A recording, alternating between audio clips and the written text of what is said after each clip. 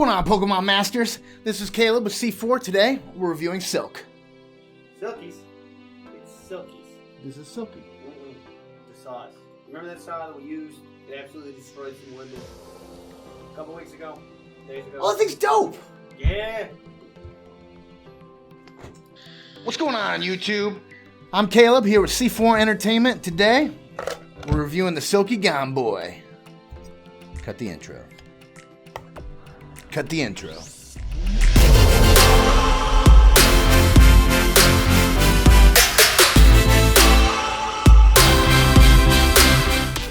Alright, so today we're reviewing the Silky Gomboy. We have two versions of it here, the 210 and the 240. Now, they're both built the same. Ooh, there's still a little bit of sawdust in there. They're both built the same construction, same everything. Just one's a little bit bigger than the other. So, for you size queens, we got the 240. For the rest of you, we got the 210. We're going to start off talking about the construction. They're pretty handy. They're pretty stably constructed. The Silkies are constructed like most saws. They have the tab in the middle so you can fold and unfold them. They have a bearing mechanism in the middle. Allows them to fold out, fit compactly into your pocket. They have a little hole right there built for a lanyard system if you want to hang it somewhere. So the teeth on a Silky are actually only made to cut on a pull. Contrary to a lot of saws in the budget range, when you push on a Silky, it is not doing anything for you. It's only on the pull, on the draw mechanism, that it's actually cutting.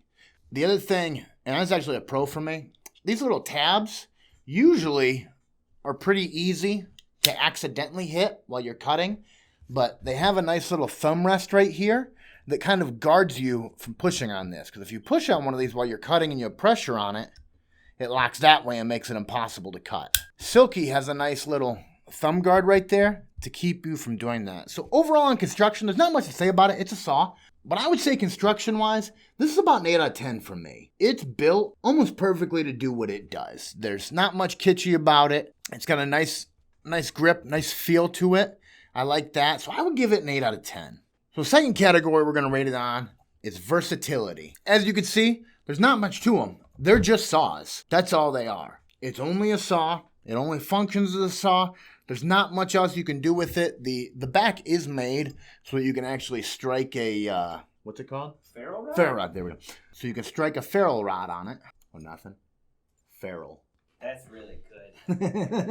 I'm not going to correct you because I'm going to use... So on the versatility of this thing, it's not that versatile. Two things. You can saw with it. You can spark a ferrule rod. Other than that, it's a pretty straightforward device. There's no knife in the back. You can't use it to make knot tying any easier. There's no kitschy anything about it. It's built for one purpose. So I have to give it a 5 out of 10 because of its lack of other things. However, because it's built perfectly for what it is, I really want to give it an 8 or 9. But we'll go with a 5 for versatility because it only does one thing and one thing well. So now we're going to move on to the effectiveness of a Silky. We're going to put a couple videos right now to show you it actually in use. But I will tell you, I used a Fisker, which is a good budget saw, and Ozark Trail, which is a pretty good budget saw. The new Ozark Trail is pretty decent. The old one that we had was words that YouTube would demonetize us for. But the new ones are pretty decent. Along with the Fisker, it's a pretty decent entry-level saw. And we used those for a little while until we moved to the Silky. And originally, I got the Pocket Boy, which is, like that long. Like, It doesn't matter. It's how you use it. And a full-length saw couldn't even compete with the Pocket Boy. And then you get a hold of this thing and start ripping through wood. It almost feels like a hand chainsaw. So for me, on an effectiveness rating, I'm only giving it a 9.5 because I believe something has to be better, but I've never seen it. Fourth category to rate, aesthetics. This is very aesthetically pleasing. It looks like what it's made for. It looks like a tool. It doesn't make you feel like a complete bamf, but it makes you feel like nobody wants to screw with you. It's pretty decent. I would give it a 7 out of 10. I would say it's 20% above average on aesthetics. There's some bad-looking saws out there. I don't think this is quite where that is, but it looks like the tool it's meant for. Overall, my overall impressions of this thing are about a 9 out of 10. There's a couple areas they might be able to improve on, but between the thumb guard, how useful it is, this grip is about perfect. No matter how sweaty your hands get, no matter how wet it is outside, it's going to do work for you. It goes through green wood. It goes through seasoned wood. There's not much else to say. It's a solid 9 out of 10 as far as saws go. If you are ever looking at another saw, you have to say, does it beat a Silky? And to me, that makes it a 9 out of 10. It is the rule for saws.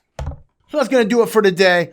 We really appreciate you guys watching this. Your likes, comments, subscriptions, they mean the world to us. So please keep doing that. We're trying to grow, and it makes a big difference.